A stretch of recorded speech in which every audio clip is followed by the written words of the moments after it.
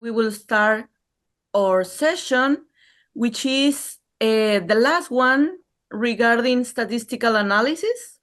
And obviously, I was discussing with Sarah that talking about statistical analysis, which are quantitative analysis, obviously, we are using them in a way to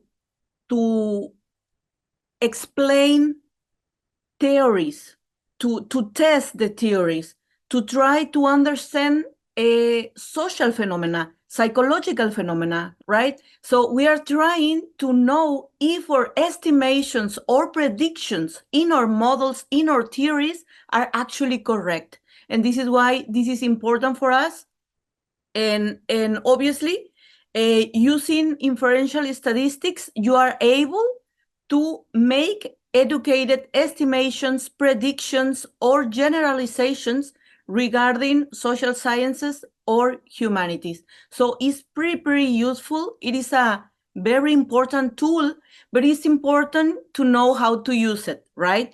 And today we will be discussing a little bit more about that. We already have 2 sessions regarding descriptive statistics. And just as a reminder, we use descriptive statistics only to describe what is in our sample. We are not making inferences about our predictions. This is why it's not very popular, because we are not able to say that these phenomena that we are observing in our sample can actually be happening in another sample or in another city, for example, in another part of the world. We cannot do that with descriptive statistics, and this is why we use inferential statistics to make these predictions. For that, we use statistical models.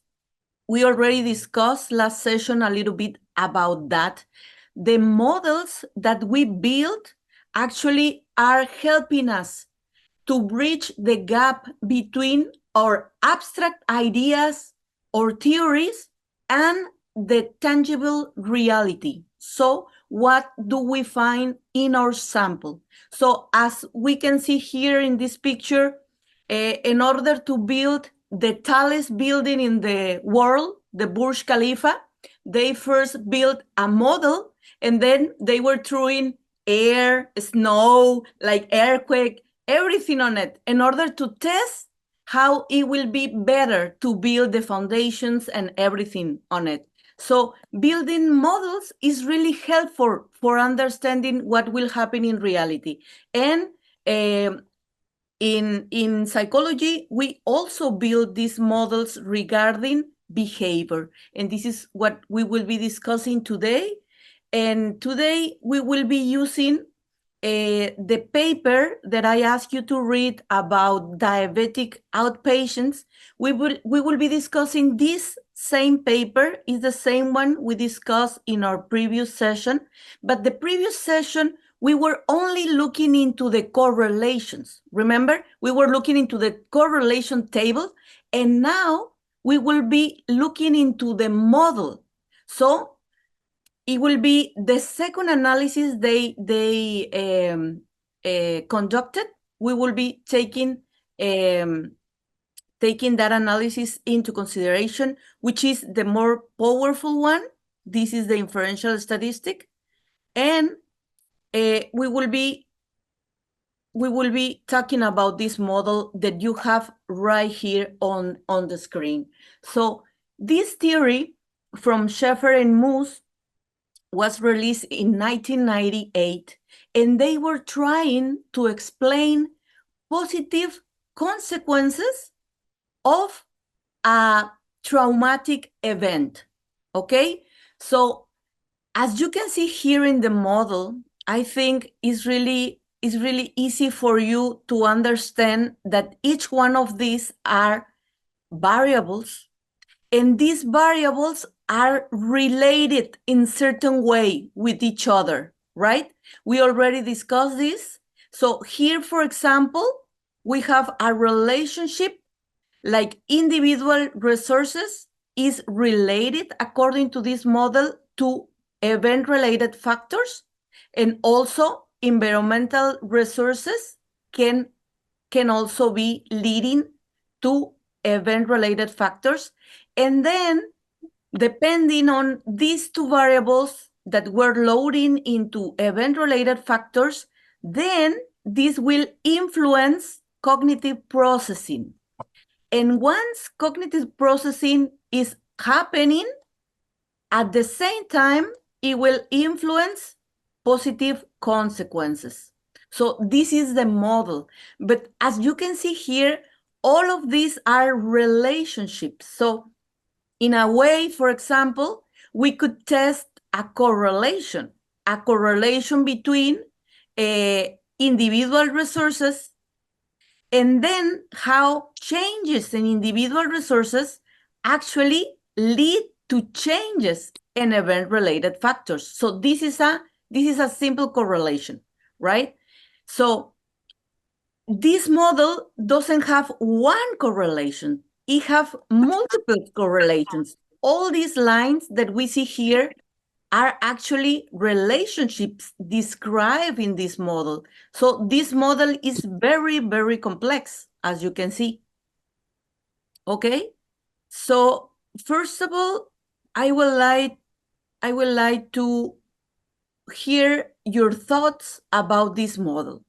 What do you think about it? The authors here are trying to tell us that positive changes after trauma are mainly due to environmental resources. What do you think are environmental resources?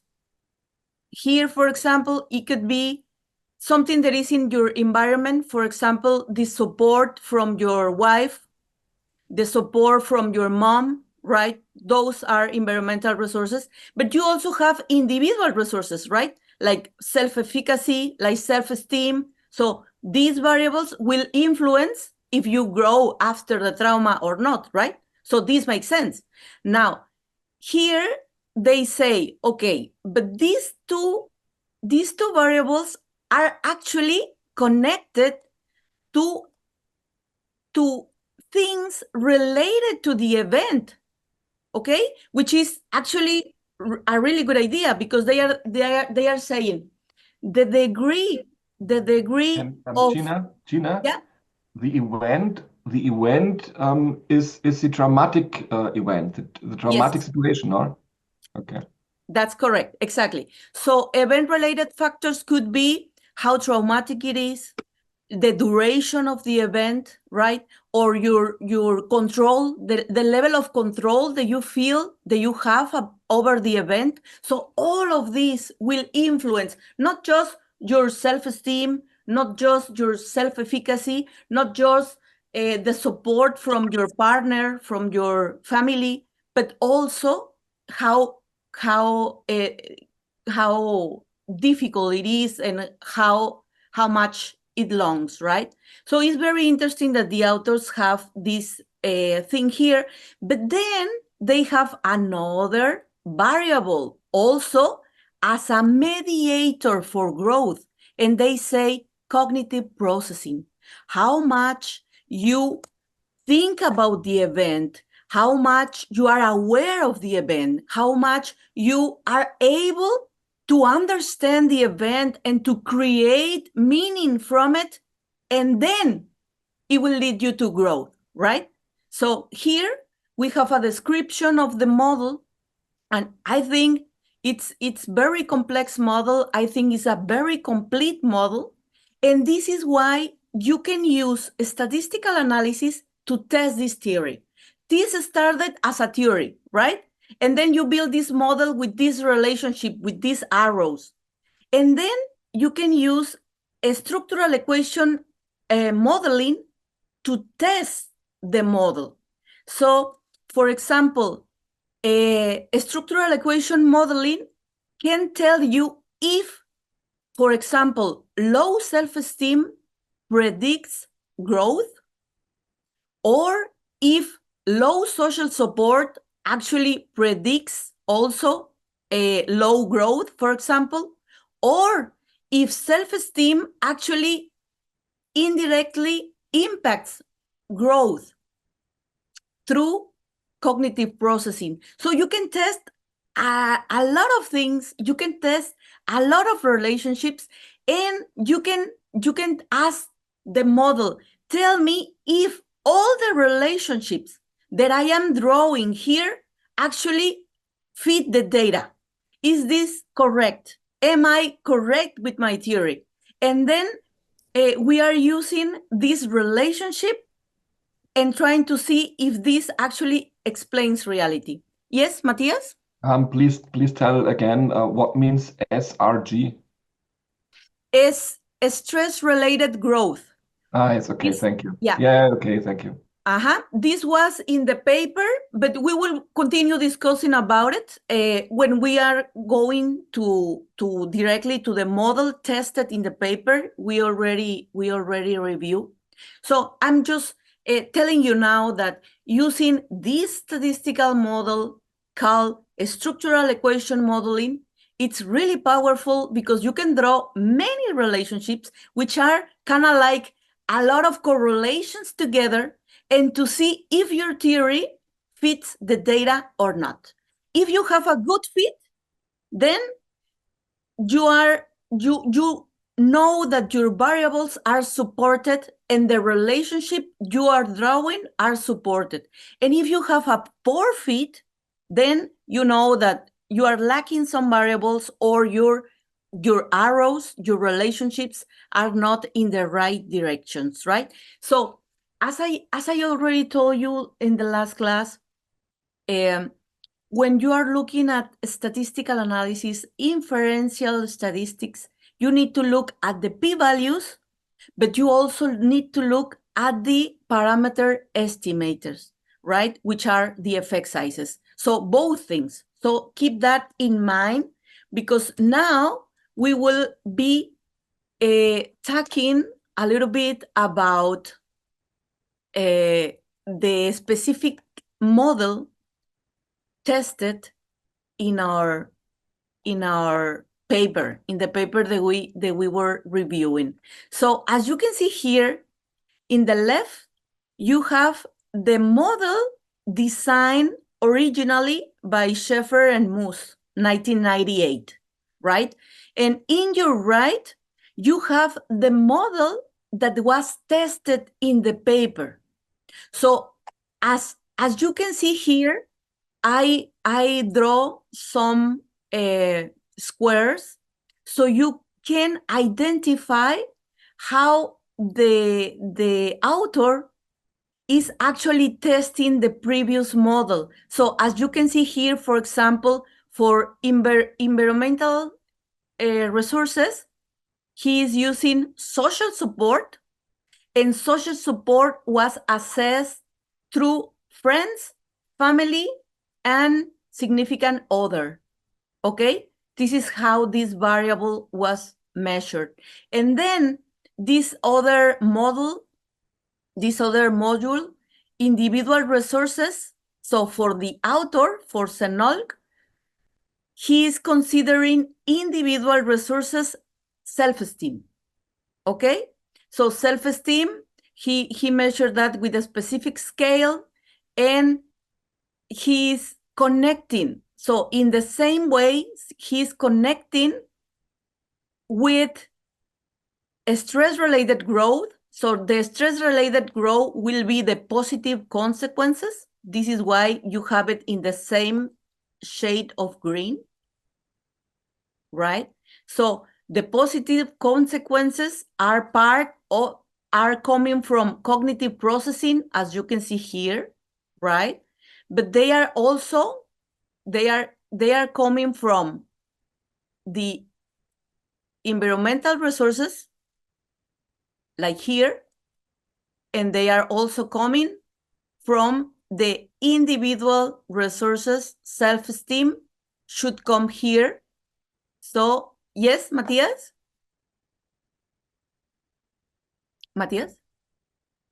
Matthias, you are muted. I'm sorry. It's late. I wonder why the cognitive processing isn't added to the individual resources, or is cognitive processing not a classical individual resource? Yes, yes, this is a good question. It can be considered individual resources, obviously, but in this case, the original authors, they believe that it is so complex what is happening when we are processing the information that we need a specific model explaining everything that is happening there. And they say they are actually related to individual resources, but they say that the implication that it has is so complex that several more things need to be explained.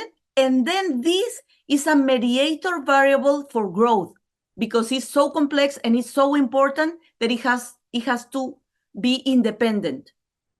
But yes, it can be also considered, and we have more, right? Individual resources can also be self-efficacy, for example. It can also be locus of control, for example. We can have many variables assessing individual resources, but in this specific model, they are selecting these variables and they are selecting these specific questionnaires, Matthias.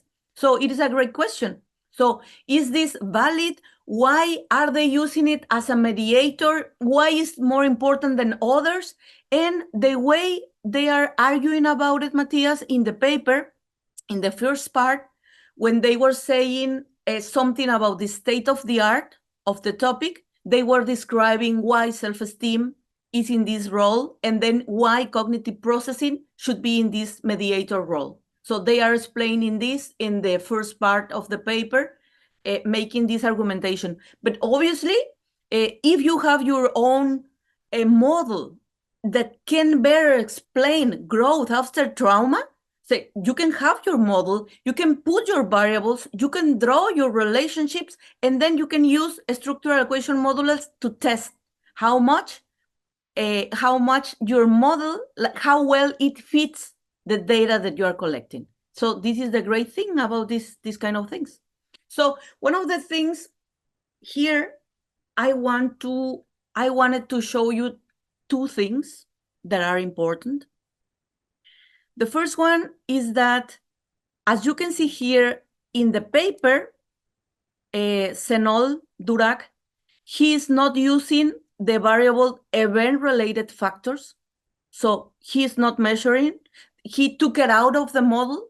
So the degree of severity of the duration of the event, the timing of the event, of the perceived control that you have over the traumatic event is not considered in the paper. So this is something that is a bit regretful because obviously it's something very complex that will impact growth in the end. But obviously, maybe they thought it was too complex to add.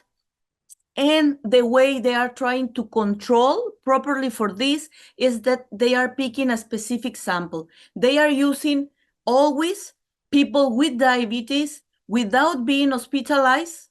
So it's not really, really severe disease. And this is how they are trying to control for not having measured event-related factors. So this is one way they did it. I just wanted to let you know that sometimes the papers, they are telling us, I have this model and I will test this model as it is, but they are not testing the model as it is. So you have to be careful when you are looking at the information if they are testing the things they are supposed to be testing. Because one of the other things that I wanted to show you is that, as you can see here, the direction environmental resources is directly related, will impact growth. So environmental resources, social support will impact growth as it was drawn here. And then individual resources, in this case, self-esteem, will impact growth as we have, that line was a bit too, okay. It will impact growth is the same. But one of the things that we don't see here is that for example, environmental resources, because he is not considering this variable, then he's directly taking these arrows here. Environmental resources should influence cognitive processing, and individual resources should influence cognitive processes. As you can see here in this arrow, so self-esteem will influence how much you process your information.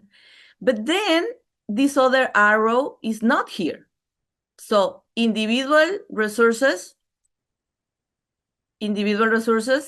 I'm sorry, this one, individual resources, self-esteem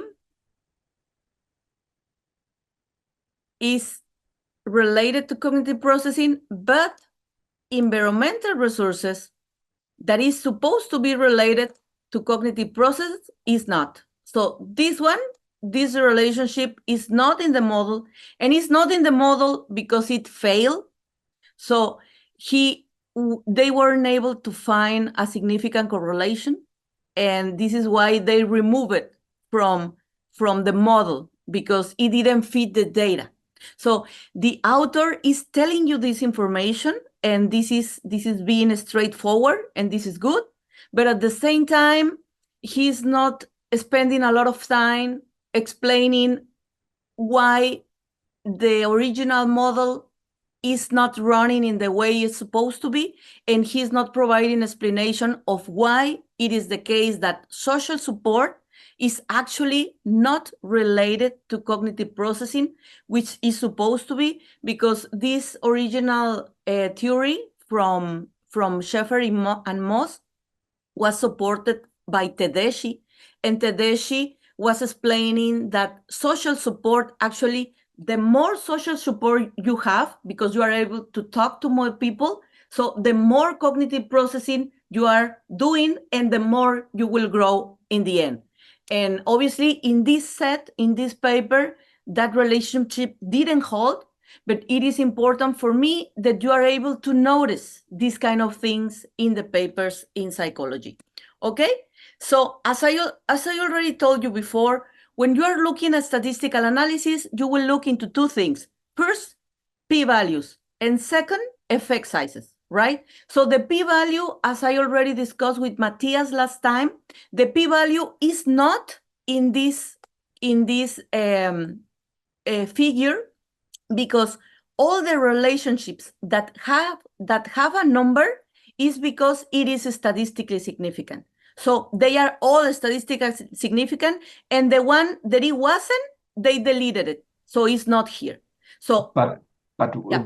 will we learn, Gina, to interpret these numbers? So how will we learn to understand the statistical significance? So Yeah. I assume that 0.55 is more relevant and more significant than 0.34 or 0.31 or 0.23 or 0.49, or Exactly. is that correct? Yes. It is correct, Matthias, and this is the goal. This is one of the goals of today. So let's Oh, take a look. Let's take a look at the figure, okay? All the numbers that you are looking in the middle of the arrows are the effect sizes, is how big the effect is. For example, let's look into the most powerful one, right? 0.55. This is an R. This is a relationship that is as strong as 0.55.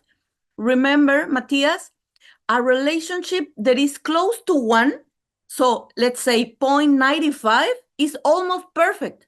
It's almost perfect relationship. This means that when cognitive processing is going up, so almost always growth is going up. This is the meaning of having a high number. Having a 95, having an 85, having a relationship of 65, they are really good. we already discussed this in our previous class. We were discussing that everything below 0.20 is very weak. Very, very, very weak. And everything between 0.20 and 0.60 is medium effect, is medium. And everything above 0.60 is a high effect, is a strong effect, is the best effect. Okay? So here, Matthias, let's try to understand these relationships. So here, for example, that would mean, Gina, that self-esteem as a single factor has no strong influence to growth, to stress-related growth. Exactly, Matthias. I can't believe it. Exactly. This is why we are learning today. We are learning that, yes, this relationship is statistically significant. So it's not a random effect, but it's too low. The effect size is too low. So self-esteem have almost no, is not explaining growth in the end. This is what the data is telling us, Matthias. Exactly. So this is how you interpret this information. So the strongest predictor was cognitive processing, 0.55. So the more you think about the traumatic event, the more you grow. This is the stronger factor here. Now, let's try to understand a little bit more, Matthias. What about this one that has a negative sign? Do you remember the meaning of a negative sign? No. So when you have a positive sign, is the more self-esteem, the more growth, because it's positive. And if you have it in the opposite direction, then it's negative. This means that the more self-esteem, the less cognitive processing you are doing. Okay, so because you have a high self-esteem, so you are not ruminating a lot, you are not avoiding the traumatic event, you are not vigilant. I'm so narcissistic. I'm so narcissistic that I have no internal processings. Exactly. You are not processing the information because you said, you know what, everything will be fine. I will be fine. I will be able to fix this. Nothing will happen. Funny. Exactly. That's really funny. Exactly. So this is how we understand this model and this relationship and this output. But I want to tell you a little bit more about it because here, I remember I told you structural equation modeling is a complex statistical analysis. It's more complex than a correlation. It's more complex than a regression because you have several relationships and you are trying to say, okay, I think self-esteem and social support will influence growth. Okay, both. But I also believe that the more cognitive processing that I do, the more that I will grow. Okay, you can test this and you will fit this in your model. However, can you see here, like, I want to show you here, for example, when we have this complex variable right here, social support. Social support was measured by support provided by friends, by family, and by significant others, okay? And here you have more loading, Matthias. So you have more effect sizes. As you can see here, like, do you identify which one of the variables can explain better the social support from friends, from family, or from significant others? Let's say the family has the highest impact, or Exactly. and then the friends, and then the others. Exactly, Matthias. This is how we interpret this. This means that the family is very, very strong. Exactly. And the effect of the friends is in the range, or? Exactly. And they are all high, right? We don't have 0.20, 0.30. If we had 0.20 or 0.30 at this stage, it's like, if you are not explaining almost nothing, why is this even here? right? It makes no sense. So it is good that we have high loadings. We call these high loadings. And we also have high loadings here when we are trying to explain cognitive processing. So as you can see here now, which process is the one we conduct the most, at least in this sample? Hypervigilance, right? 0.75. So being hypervigilant explain the more in cognitive processing, okay? So the more you are aware and being careful and trying to see that everything that happens goes in the right way, so the more you do that, so the more cognitive processing you will be doing, okay? Can you explain it again? Room and avoid and hyper, what is meant by that? Yeah, rumination. Rumination Rumination, is thinking a lot about it. Avoidance is the opposite. avoidance. Avoidance is I don't want to talk about it. I don't want to think about it. I want And to the third forget one? about it. Yeah. And hypervigilant is being like too anxious, right? Like being careful all the time, like not being calm never, because you are watching everything, because you are nervous, because you had this traumatic event and you don't know what is next. Okay.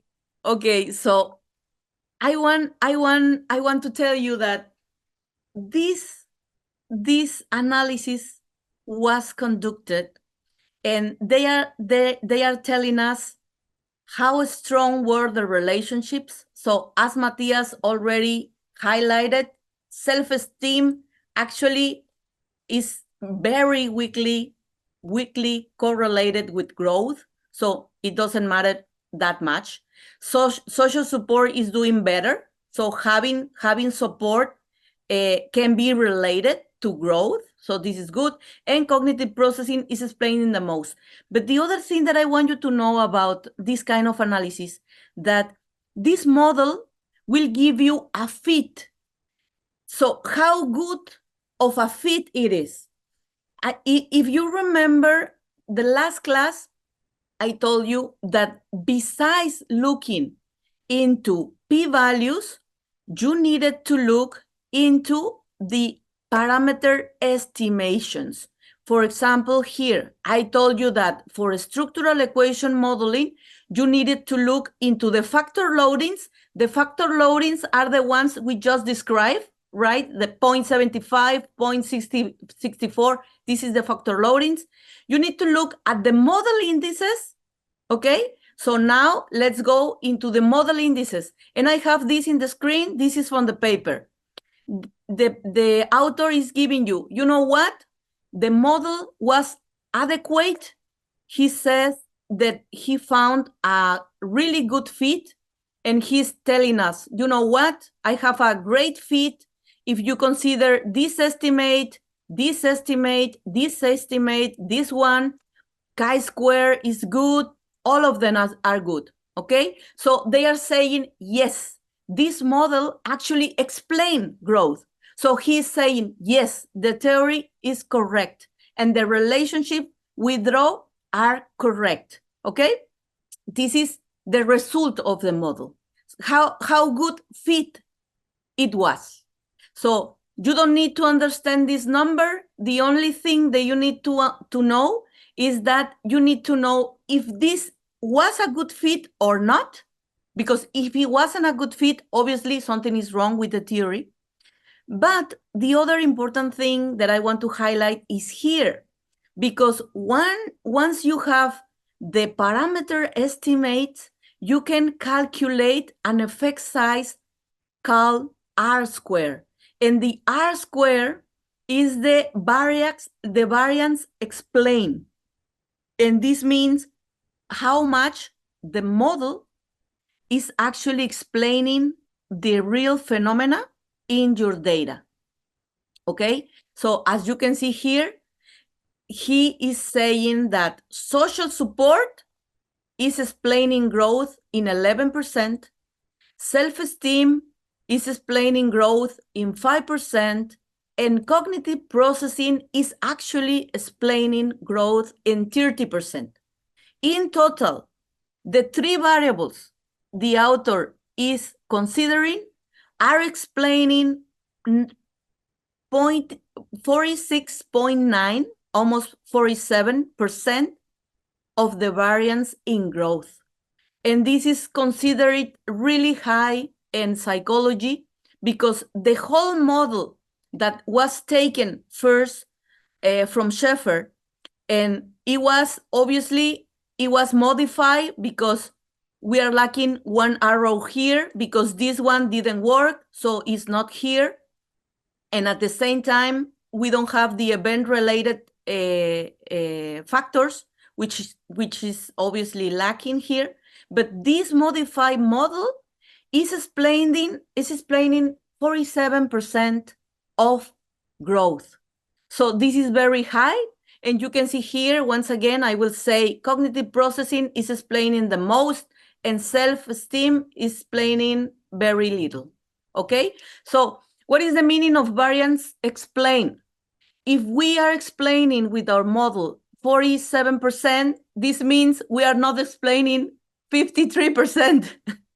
So 53% of growth is not in the model. We don't know what variables we need to put there to explain the rest, 53% of the variance.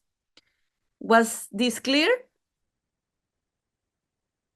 What do you think about it?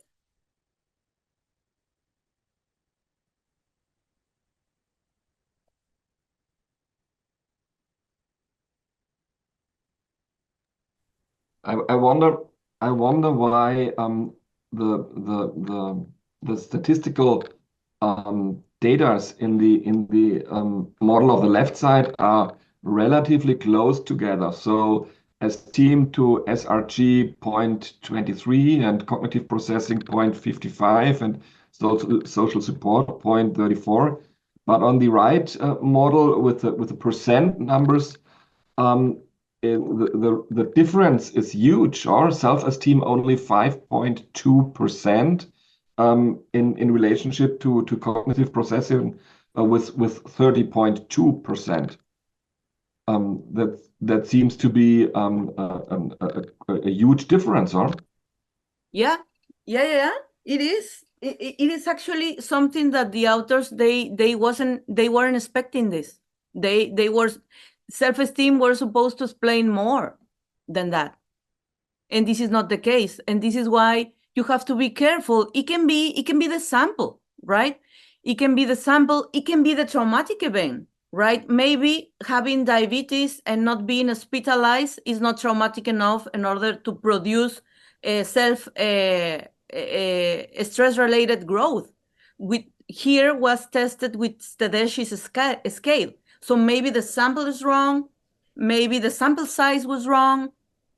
So many things can be happening, or maybe the variables are wrong. But that would mean that cognitive processing is six times more important for stress-related growth as self-esteem. Exactly. 6 times. Yeah. Wow. Yeah, exactly.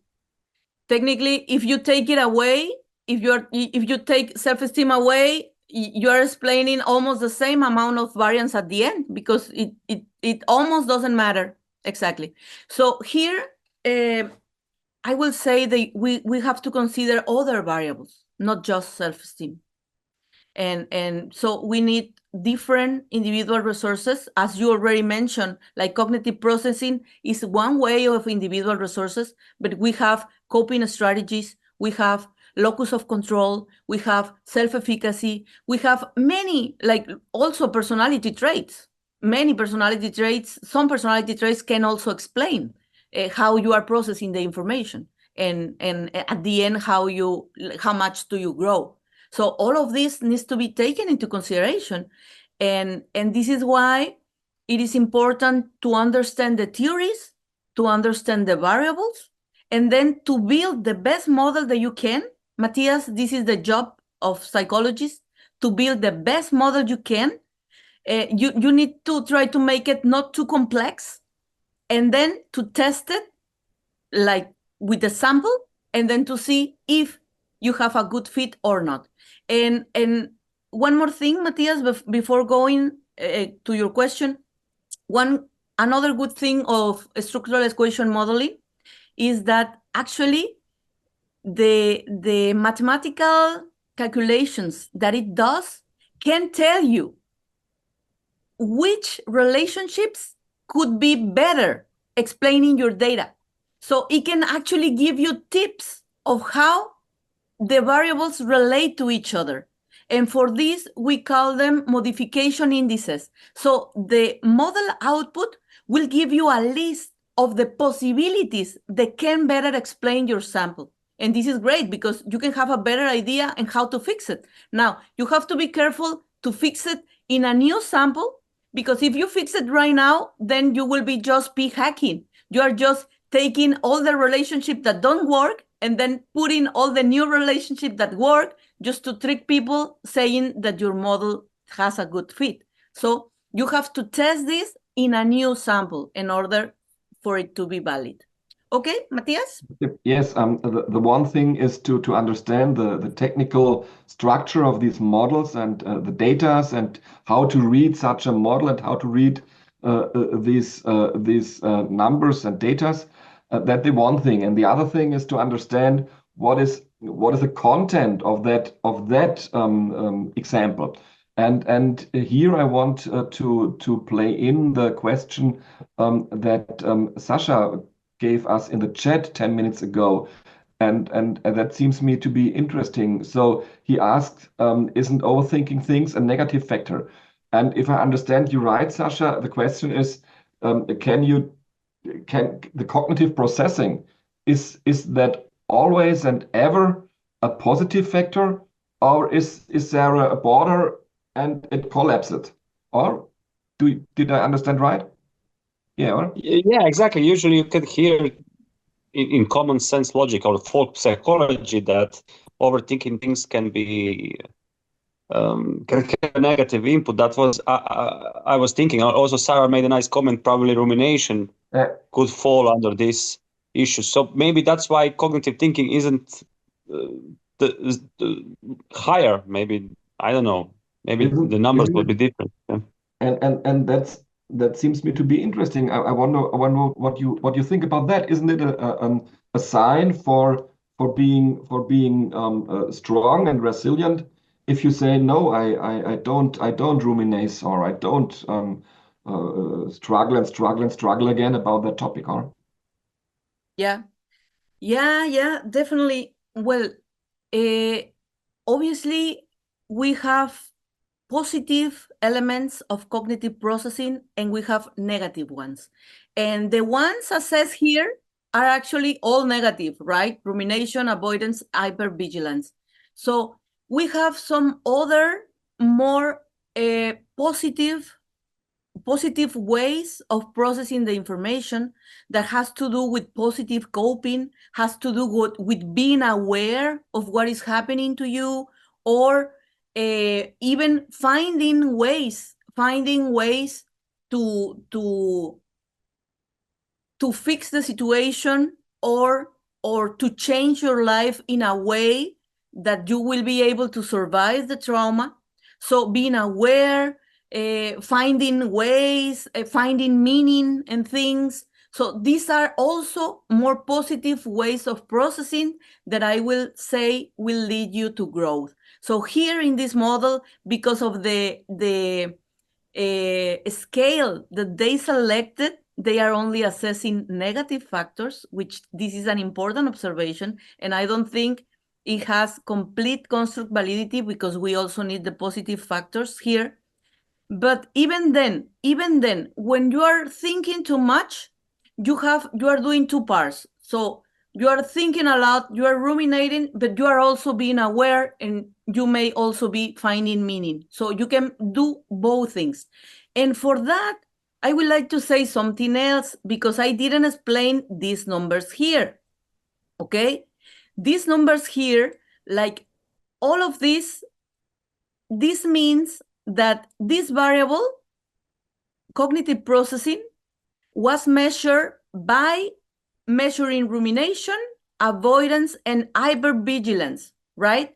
And all of this Because we know in psychology that when you are trying to use a scale in order to assess a phenomena, it will have some error. You won't be able to assess it perfectly. Like if I want to measure someone's blood pressure, I can use the instrument and I will have a number, and that number will be precise, but this is not the case in psychology. So in models in psychology, we always consider an amount of error.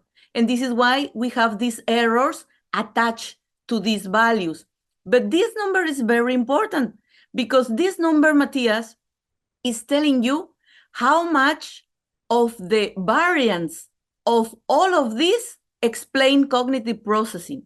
So they are saying with this number that cognitive processing is explained 0.46 by this three. This means that 0.54 is not explained by these three.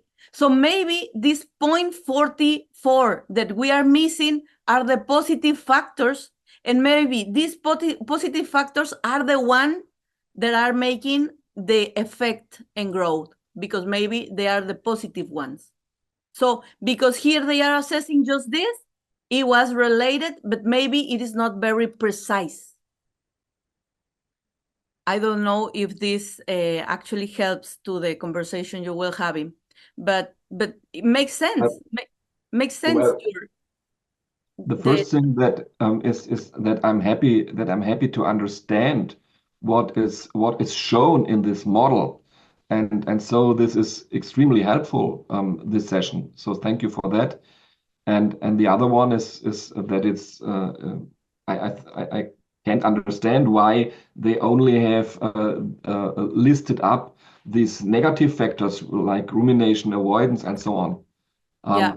I wonder why they didn't look for positive cognitive processing factors. Exactly, Matthias. And this is the kind of things, if you are a reviewer, like Sasha is right now, he was telling us he will review a paper in psychology now. So if you're a reviewer, you have to think about these things and you have to tell them as a reviewer, because you want the paper to be high quality. So you have to think about these things and you have to consider it. And this is why we are discussing these things. So basically, to wrap this up, I wanted to tell you that in order to test our theories, we can use statistical models, and they are very, very helpful. They are a very powerful tool. However, we have to be careful. We have to be mindful of all the factors involved in quantitative analysis. And for that, you already know the importance of p-values, the importance of the effect sizes, the importance of operationalization. How do you turn one concept into a variable? How are you measuring? What kind of tool you are using? Is it a valid tool or not? Does it have construct validity? Does it have content validity? Right? Like we discussed right now, like they are assessing only negative cognitive processing. What about the positive cognitive processing? This is content validity.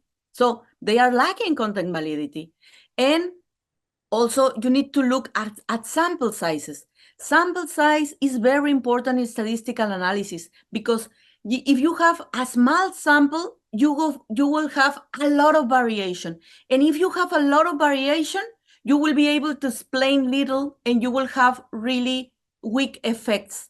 So usually in psychology, we like big samples with big effects, because be careful.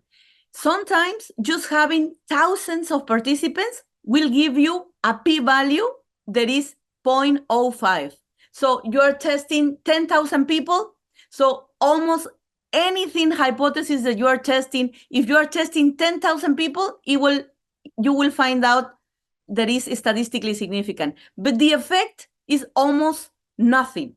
So obviously this is not important. So usually in psychology, we like both. We like strong effect sizes and we like big samples, okay? And you also have to be careful with p-hacking or overfitting your models. Overfitting your models is, as I already described, if a relationship, if an arrow doesn't work, I take it away. If a new arrow that I didn't consider in my theory works better in the numbers, then I draw this arrow. This is overfitting, right? Because you are just making it to get the numbers, but then you are going away, very away from your original theory. So you have to be careful in order not to have a failure paper. You have to be really careful. For example, here, this paper is very interesting because they are looking into false positives in psychology.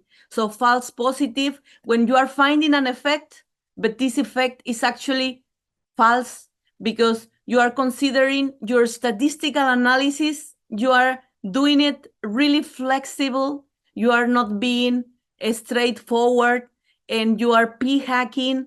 So if you are doing this, then you are finding almost anything to be true, and you can publish this information because, as I already told you, if someone has a p-value that is low, and they can just go and try to publish it, even though the statistical analysis they conducted were really badly done.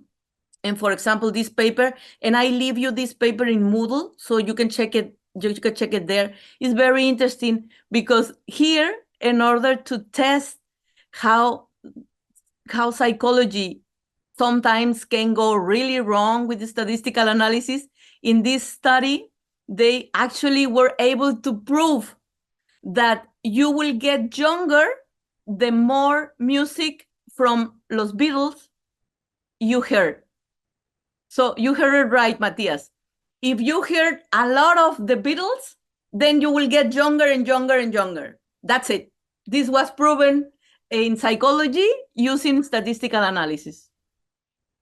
So obviously, this is not true, and this is one way how statistical analysis, especially inferential statistics, can go really wrong. But psychology is not the only one.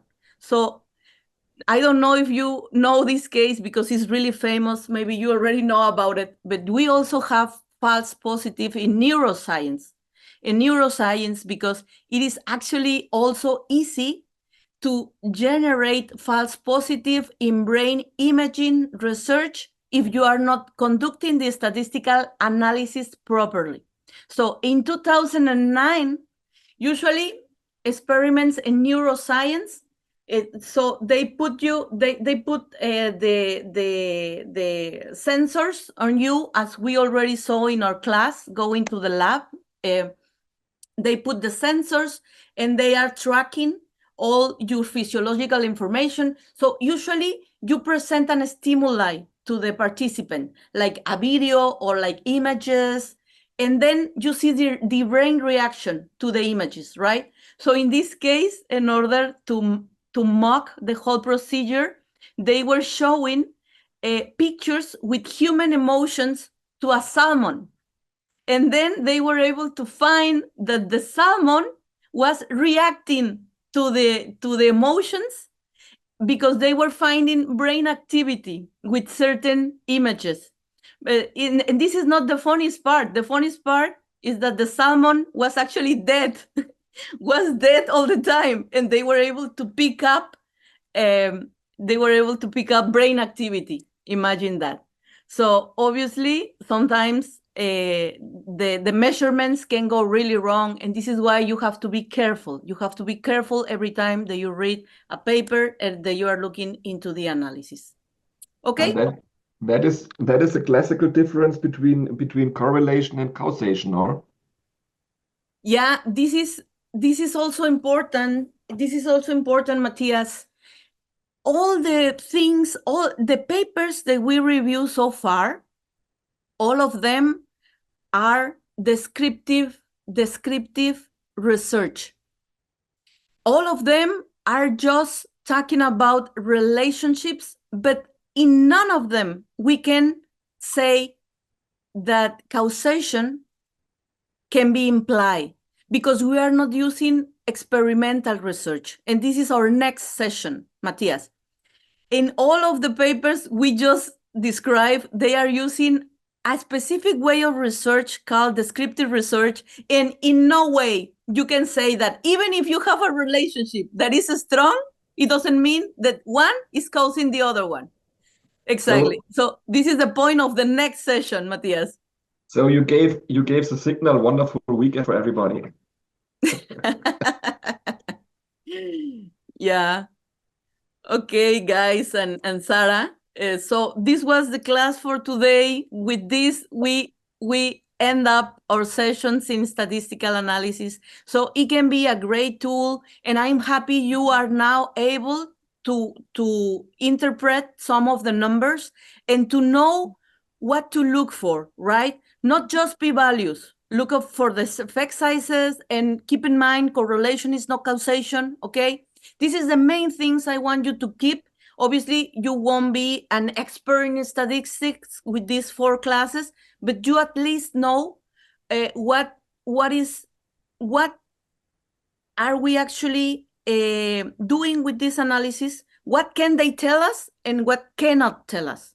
So this is the important part. And I'm happy to hear you participating and noticing these things. So I really believe that you are now every day more ready to consume papers in psychology. I don't know if you have some other question. No more questions? Okay. Okay, so I was really happy to see you all here, and well, I wish you a really happy weekend. Enjoy your weekend, and see you next time. Thank you, Gina. Bye. Thank You're you, Gina. Bye. Bye bye. Bye.